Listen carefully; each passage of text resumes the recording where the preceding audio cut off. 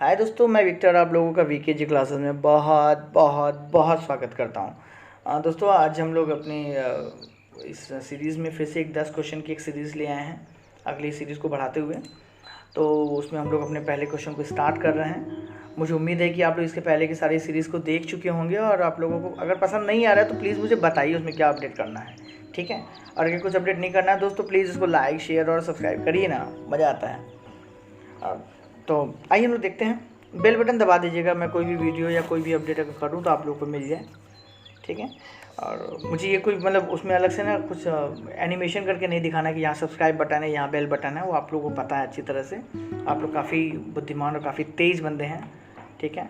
इस सदी के लोग वैसे भी पीछे नहीं होते हैं। आइए हम लोग अपना क्वेश्चन देखते हैं कि अजातशत्रु के वंश का नाम क्या था। दोस्तों, ये तो था हर्यक वंश, ठीक है। हर्यक वंश मगध का ये मगध का शासक था, ठीक है। ये जो मगध का शासक अजातशत्रु था, इसने 492 से लेके 460 ईसा पूर्व तक इसने शासन किया, ठीक है। और इस बंदे ने क्या किया था कि अपने पिता जो हर्यक वंश के संस्थापक थे बिंबिसार, तो पहले से ही मारपीट सब बंदे किए रहते थे। इनका नाम है बिंबिसार। बिंबिसार अजातशत्रु के पिताजी थे। तो अजातशत्रु ने गद्दी पाने के लिए बिंबिसार मार दिया, राजगद्दी पे बैठ गया। अब भाई अजातशत्रु का जो लड़का था वो भी तो वही करेगा ना जो उसका बाप किया। तो उसने अजातशत्रु का जो लड़का था उसका नाम उदयीन था। इसको लोग उदयीन भी बोलते हैं। एक चीज़ क्लियर रखिएगा, कौशाम्बी में एक वत्स राजा था जिसका नाम उदयन था। ये उदयन वो नहीं है, ठीक है। तो इस चीज़ को एकदम क्लियर रखिएगा। तो उदयीन राजा जो था अजातशत्रु का, उसने क्या किया, उसने भी अपने बाप को मार दिया और गद्दी पे बैठ गया, ठीक है। जैसी करनी वैसी भरनी वाला कंडीशन है। आइए हम लोग अगला क्वेश्चन देख लेते हैं। मगध की प्रारंभिक राजधानी कौन सी थी। तो मगध की प्रारंभिक राजधानी राजगृह या गिरिव्रज, एक ही है, दोनों एक ही जगह को कहते हैं, गिरिव्रज थे। एक्चुअली देखिए, पुराणों के अनुसार मगध पे जो शासन करने वाला पहला राजवंश था वो था बृहद्रथ वंश। बृहद्रथ वंश, ठीक है। और इस बृहद्रथ वंश ये था, मतलब उसके जो पहले राजा थे उनका नाम भी बृहद्रथ ही था। उनका जो पुत्र था ना उसका नाम था जरासंध।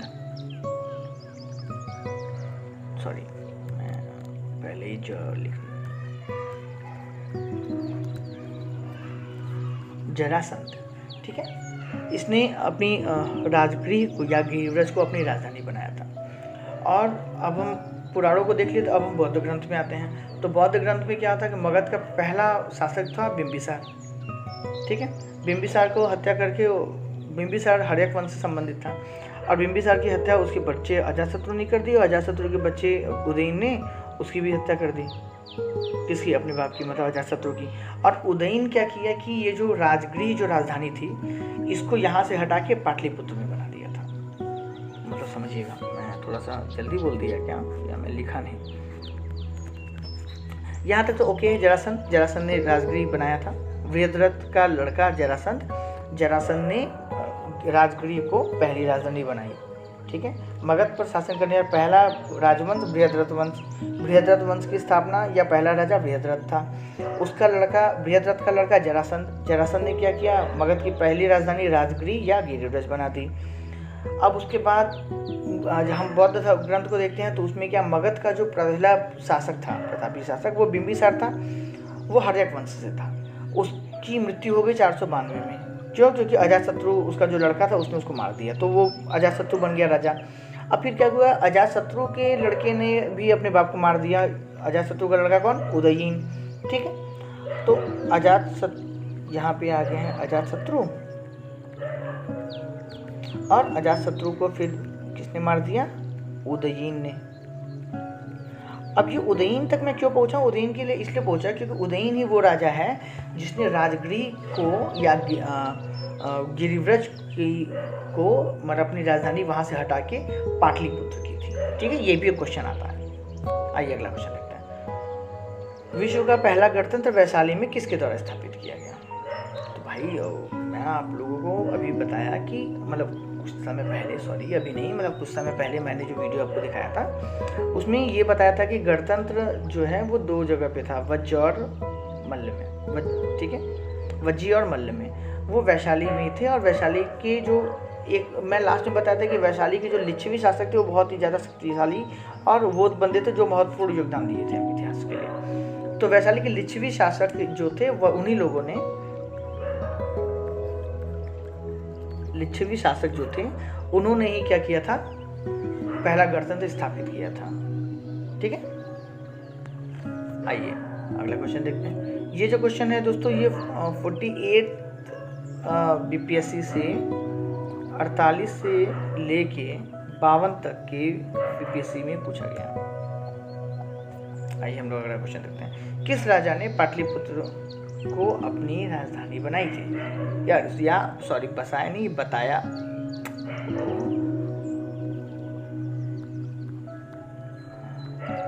पाटलिपुत्र बसाया था। मैंने अभी कुछ देर पहले आप लोगों को मैंने पूरी कहानी समझा दी थी, तो इसका आंसर उदयीन है। इस पर हम लोग टाइम नहीं लेंगे, आपको देख लीजिएगा नहीं समझ में आया तो किस शासक के द्वारा सर्वप्रथम पाटलिपुत्र का राजधानी के रूप में चयन हुआ? उदयीन के द्वारा, ये भी बता दिया था। देखिए दोस्तों, यही फायदा होता है कि अगर आप एक क्वेश्चन को कर लिए, उसके पीछे ऑप्शन या उसके पीछे का थोड़ा बैकग्राउंड को अगर आप देख लिए ना, तो आपके कुछ क्वेश्चन ऐसे हो जाते हैं। जैसे हम लोगों के ये वाला क्वेश्चन और ये वाला क्वेश्चन, ये दोनों क्वेश्चन हम लोगों का ऐसे ही हो गया बिना एक्सप्लेनेशन के। देखिए तीसरा क्वेश्चन भी हो गया बहुत अच्छा, पाटलिपुत्र के संस्थापक। ठीक है, उदयीन। अगला क्वेश्चन देख लेते हैं कि आजीवक संप्रदाय के संस्थापक कौन थे? तो आजीवक संप्रदाय के संस्थापक थे मक्खली घोषाल। मक्खली घोषाल जो है वो प्रारंभ में महावीर जी के, ये मक्खली घोषाल जी जो हैं वो महावीर जी के शिष्य थे। ठीक है, लेकिन बाद में क्या हुआ, मतभेद हो गया, तो उन्होंने महावीर जी से विरोध किया और उनकी शिष्यता को त्याग दिया कि भाई अब आप मेरे गुरु नहीं रहोगे तो ठीक है भाई। उसके बाद उन्होंने एक आजीवक नाम से एक स्वतंत्र संप्रदाय स्टार्ट किया। ठीक है, तो इस तरह से कहा जाए तो आजीवक संप्रदाय के संस्थापक जो थे वो मक्खली घोषाल जी थे। इनका मत ये था, ये नीतिवाद कहते थे। इनके अनुसार ये था कि भाग्य के द्वारा, प्रत्येक वस्तु भाग्य के द्वारा पूर्व नियंत्रित एवं संचालित होती है। ओके, आइए अपन लोग अगला क्वेश्चन देखते हैं। बराबर की गुफाओं का उपयोग किसने आश्रय गृह के रूप में किया था? दोस्तों ये क्वेश्चन हमारे 48 बीपीएससी में पूछा गया है। तो ये बराबर की गुफाओं का प्रयोग तो भाई आजीवकों ने किया था। ठीक है, अशोक के समय में बराबर पहाड़ियों की गुफाओं में सुदामा की गुफा और कर्ण चौपड़, मतलब बता दे रहा हूँ, 2 गुफाएं थी, सुदामा की गुफा और कर्ण चौपड़। ठीक, नामक की गुफा सबसे ज़्यादा प्रसिद्ध थी। ठीक है, अशोक और उसके पुत्र जो उनका जो पोता था दशरथ के समय में नागार्जुन पहाड़ियों को काटा गया था और आजीविकों के लिए नागार्जुन पहाड़ियों को काट के बनाया गया था। ये चीज़ समझिएगा आप लोग कि नागार्जुन की पहाड़ियों को काट के इनके लिए आश्रय गृह बनाया गया था।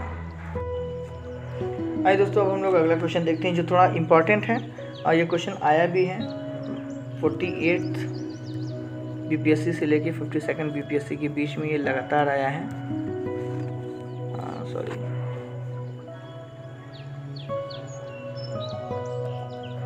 52 बीपीएससी तक ये लगातार आया है। ठीक है, तो आइए इसको हम लोग देख लेते हैं कि इस क्वेश्चन में देख के समझ में आ रहा होगा कि बोध गया में बोधिवृक्ष अपने वंश की किस पीढ़ी का है?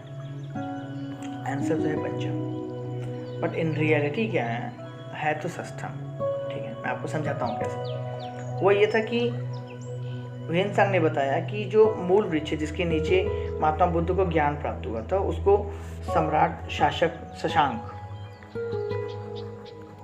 एक सम्राट थे, पता नहीं कौन सी खुशी मिली इनको, नहीं पता या कौन सी नफरत थी, सम्राट शशांक उस बोधि वृक्ष को नष्ट कर दिए।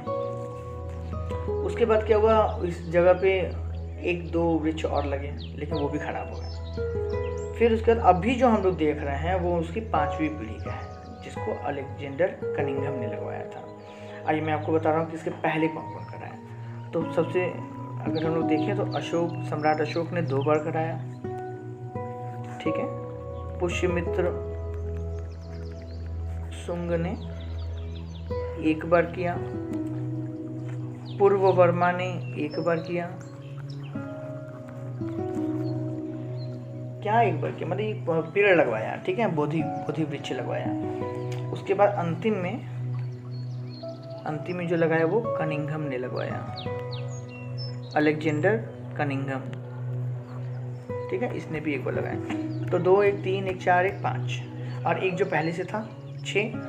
फिलहाल अगर आप बिहार सरकार के पर्यटन की विभाग की वेबसाइट पे देखेंगे ना, तो इसको 5वीं पीढ़ी का बताया गया, तो इसलिए आप इसको अभी 5वीं पीढ़ी का ही मानिएगा, 6वां मत मानिएगा। कौन सी बात बौद्ध धर्म तथा जैन धर्म में समान नहीं है? वो ये है आत्मदमन। आत्मदमन में क्या होता है कि बौद्ध धर्म में मध्यम मार्गों को उपदेश दिया गया है। वो लोग क्या कहते थे कि मोक्ष के लिए ये नहीं कहते थे भैया कठोर साधना करो, काया क्लेश कर दो, इस सब में चीज़ें विश्वास नहीं करते थे। लेकिन दूसरी तरफ अगर हम महावीर स्वामी जी की बात करें तो वो लोग घोर तपस्या और को ही बताते थे, या शरीर को त्याग करना बताते थे कि इसी के थ्रू इन लोगों का वो होगा, मोक्ष मिलेगा। तो दोस्तों यहाँ तक करके ही हम लोग इस क्वेश्चन को ख़त्म करते हैं, ठीक है। अब मेरा देखिए दोस्तों बस ये सिर्फ कहना ये है कि आप लोग इतने तगड़े से तैयारी करेंगे कि मज़ा आ जाए, मतलब इस बार ही करिए तो जान लगा दीजिए। हर साल क्या बार बार पढ़ना है, एक बार पढ़िए तगड़े से और पेपर फिर निकालते रहिए। हर बार थोड़ा करके नहीं पढ़ना है, तुम जान लगा दीजिए एकदम बवाल, मतलब, ठीक है। ऑल द बेस्ट दोस्तों।